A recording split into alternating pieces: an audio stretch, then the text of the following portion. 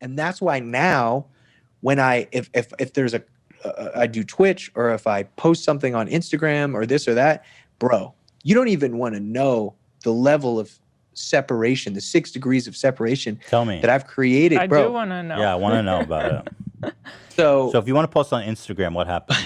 if I want to post on Instagram, there is an email thread with 7 people on it. And I'm not even joking. Everyone has a job, and they double check spelling, the caption. Do you want it on the main Instagram? Do you want it on your story? Do you also want it on Twitter? Should we post this on Facebook? Whatever the case may be. I'm like, I don't give a fuck, right? I'm like, just post the shit. Like, I don't care. And then I'm like, I don't want to see comments. Don't talk to me about comments. Don't this, don't that. None of that shit. I just want to know that I'm at least giving my fans something because I appreciate them and I love them. So I don't know, here's me eating spaghetti or something. It's just like, like, enjoy this. Now there's that. But fucking Twitch,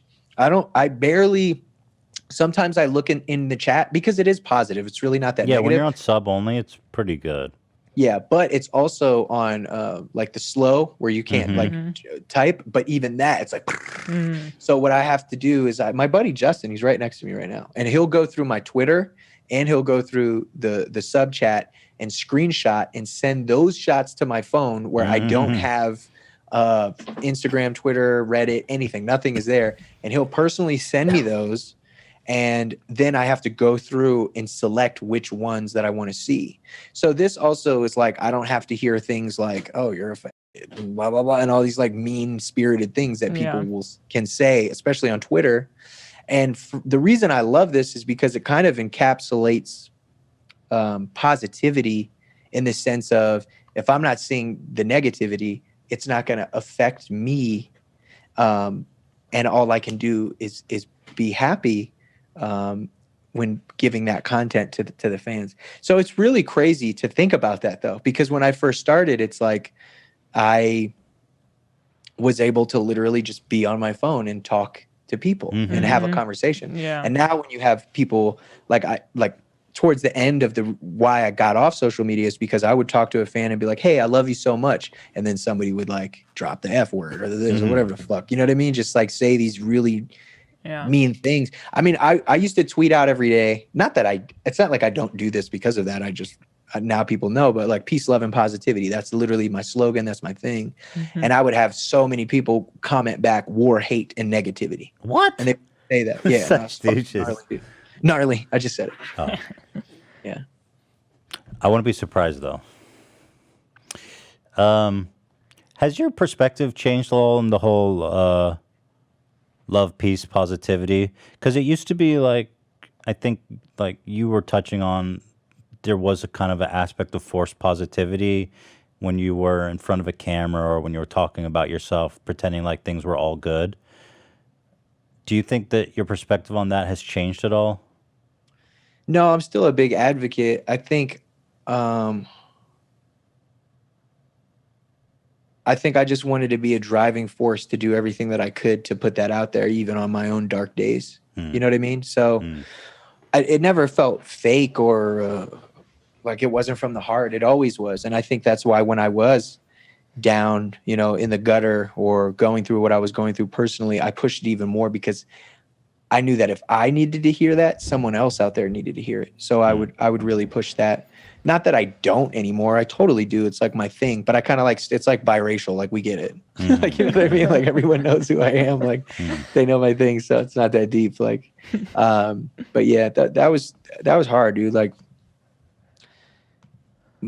the hardest my life has ever been was when I was rich and famous. And this is from a kid who was broke on HOC, welfare, food stamps, parents on drugs. You know, I've been kidnapped, physically beaten. Yeah, just the gnarly. I said it again. The gnarliest shit has happened to me in my life. And it does not compare to what I went through as a famous, wealthy person, which is so stupid. But it's crazy, actually. I think it was more isolated. I was able to deal with it. I never questioned my race or who I was. Everybody knew who I was. You know what I mean? It's like you said with your tick, like, oh yeah, I have Tourette's. Everyone's like, cool. They're like, oh, what's up, white boy? And I'm like, oh no, this is my dad. And they're like, oh, you a brother? Okay, cool. That's it. Like it wasn't a thing, you know? Which is pretty crazy. I'm writing my autobiography right now. Oh wow. Yeah, it's fucking insane, dude. Like the things That'd that be you don't. interesting. Yeah. Yeah. What'd you say? I said that would be an interesting read for sure. Oh man, yeah. I'll send it to you early. But it's like I'm in it. I'm in the thick of it. I'm still in my childhood, and we've been working on it for like 6 months. So yeah, I know it's insane. And you want to talk about imposter syndrome? Like, I read this and I'm like, there's no way I was cooking crack as a teenager on a stove. What are you talking about? You know what I mean? I'm like, there's no way I was holding guns and pounds of marijuana at 11 years old in Tacoma Park in Southeast DC in the fucking hood running from the police.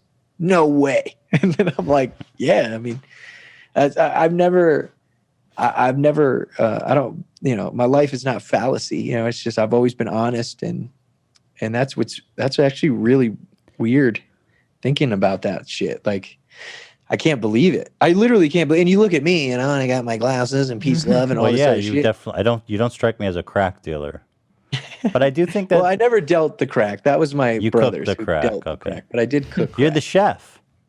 I'm Raekwon, baby.